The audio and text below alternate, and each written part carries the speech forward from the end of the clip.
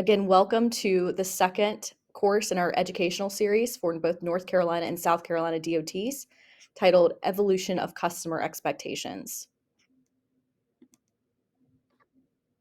This course was designed to comprehensively look at all of the sustainability topics from a cursory knowledge standpoint that will either impact you today or certainly later.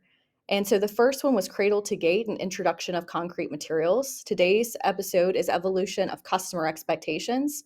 Our next in the series is Overview of LCAs and EPDs, closing with Innovation in Materials. My name is Jessica Wilson. I'm the Director of Technical Services and Education for Carolina's Ready Mix Concrete Association. And again, we appreciate your time and expertise on today's call. We are also joined with Ben Grimsley. He is with Lithco. He's the High Performance Concrete Team, SME rather, Sustainable Construction, Concrete Mix Design, and Material Science. So thank you, Ben, for joining us today. Thank you. So again, from a course purpose standpoint, I will reiterate this every time at our educational series. It's to aim and equip attendees with the knowledge needed to navigate shifting customer expectations, meet sustainability goals, and adopt forward-looking practices in concrete design, production, and project delivery.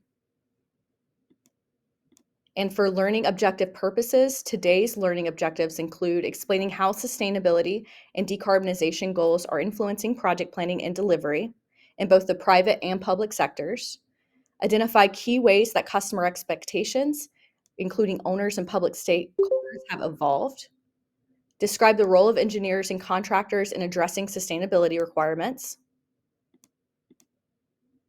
analyze real-world case studies presented by contractors and engineers to understand how shifting demands are being met through innovative concrete solutions, discuss how public and private sector stakeholders are redefining project success, apply insights from this webinar to anticipate future trends and customer expectations.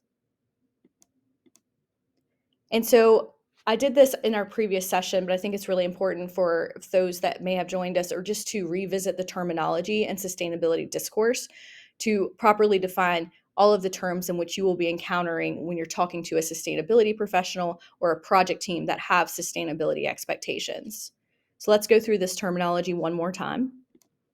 Embodied carbon is the total amount of greenhouse gas emissions, usually measured in CO2 equivalents, that are associated with the production, transportation, installation, maintenance, and disposal of all materials over a product's life cycle.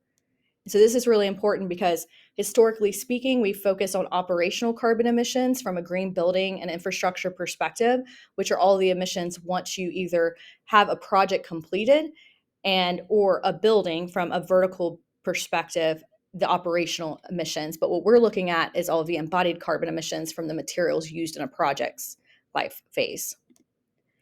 From a carbon budget standpoint, a carbon budget for a project is the maximum amount of CO2 equivalent emissions that are needed for a project. So you'll see this as well in some specs, not all specs, but project teams look at a carbon budget to account for CO2 thresholds when they're looking at the materials being used, whether it's concrete, steel, or wood. GWP is typically what you will see in specifications, and it's oftentimes cited as the number one measuring component for CO2. But global warming potential is a standardized way to measure and compare how different greenhouse gases impact climate. And so now kind of getting into the bulk of the presentation today, we're going to look at both the macro and micro level pressures that are influencing the change amongst our industries across the board in construction. It's not just relevant to concrete, it goes beyond concrete specific industries. So again, revisiting just the increased demand for our product from a global usage standpoint, over 4 billion tons of cement is produced annually.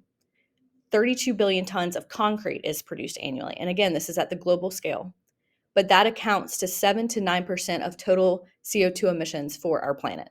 And so with climate imperatives and climate goals being shaped recently in the last 10 to 20 years, this is why we've had so much pressure as an industry to really improve our processes and to reduce our carbon footprint.